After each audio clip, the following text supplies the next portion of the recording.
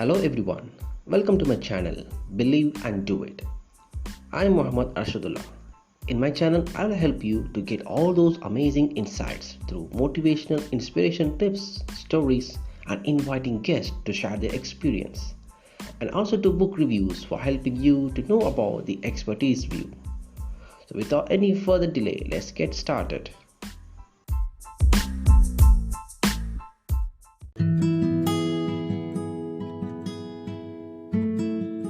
Hello everyone, this is the last part of the chapter number 2, Priorities, from the book Developing the Leader Within You 2.0, written by John.C.Maxwell. Reactive priority solution number 1, the Pareto Principle. The Pareto Principle was named after an Italian economist, Vilfredo Pareto. It is commonly called the 80-20 principle. The author John Maxwell quickly saw the value of the concept and began applying it to his life. After 50 years later, he still finds it a most useful tool for determining priorities for himself, for anyone he coaches, and for any organization. The Pareto Principle, when applied to business, it will be like this. 20% of your priorities will give you 80% of your production if you spend your time, energy, money, and personal on the top 20% of your priorities. Here are some examples of how the Pareto Principle plays out in life. During counseling session, 20% of the people take up 80% of our time. While reading books, 20% of the book contains 80% of the content. While delivering or listening to a speech, 20% of the presentation creates 80% of the impact. In leadership, 20% of the people make 80% of their decisions. If you look about any situation, we will find that 80-20 rules apply to any situation.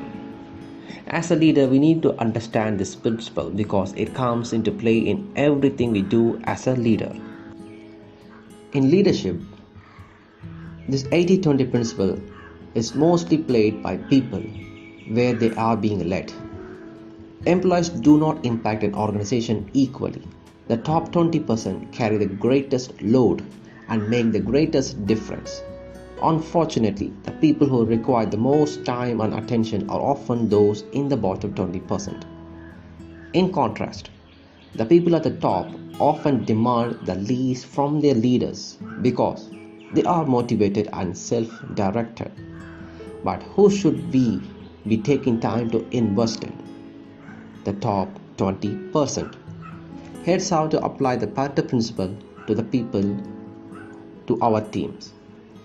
Number 1, determine which people are the top 20% when it comes to production. Number 2, spend 80% of your people time with this top 20%. Number 3, spend 80% of your personal development dollars on this top 20%. Number 4, help the top 20% to determine what their top 20% return is and allow them to give 18% of their time to it. Number 5, allow them to delegate the other 80% of their tasks to others to free them up for what they do best. And number 6, ask the top 20% to do on-the-job training for the next 20%. So if you have an organization, then your top 20% are the people you should be investing in, giving resources to, and providing with leadership opportunities because they will make or break the team. Proactive priority solution number 2, the 3 R's. The author John Maxwell has 3 R's which represents requirement, return, and reward. We can discover our major priorities by asking ourselves 3 questions based on these 3 R's. Number 1, what is required of me? Every role has responsibilities that are non-negotiable. There are things that we must do that we cannot delegate to anyone else. Do you know what they are?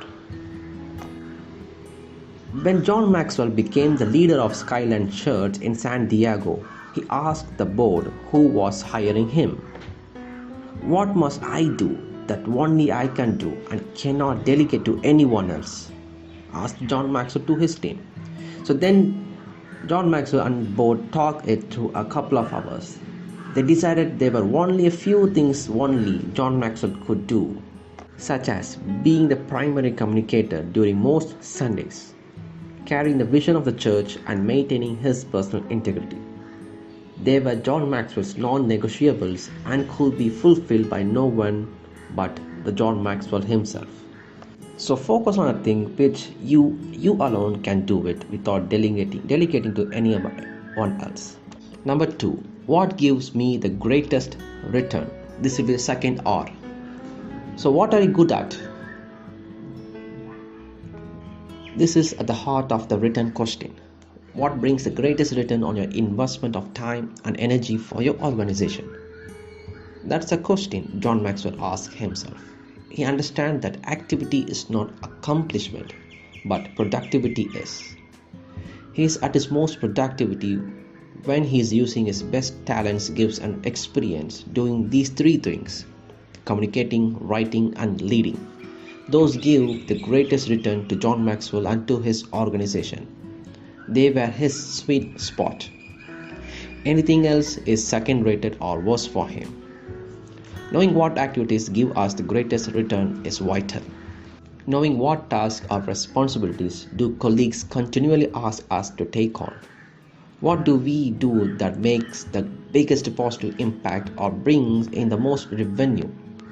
These are the clues to help us answer the return question. The last R. What is the most rewarding? Life is too short not to be fun. Our best work is accomplished when we enjoy it. It gives us great internal rewards, which can be mental, emotional, or spiritual. Here's a standard which John Maxwell often teaches to help people answer the reward questions. Find something you like to do so much that you could gladly do it for nothing.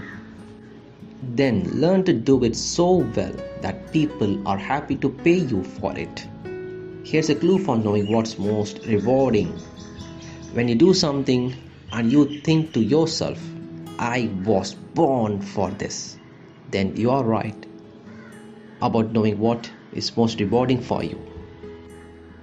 Our long-term career goal should be aligned the task that answers our requirement, return, and reward questions.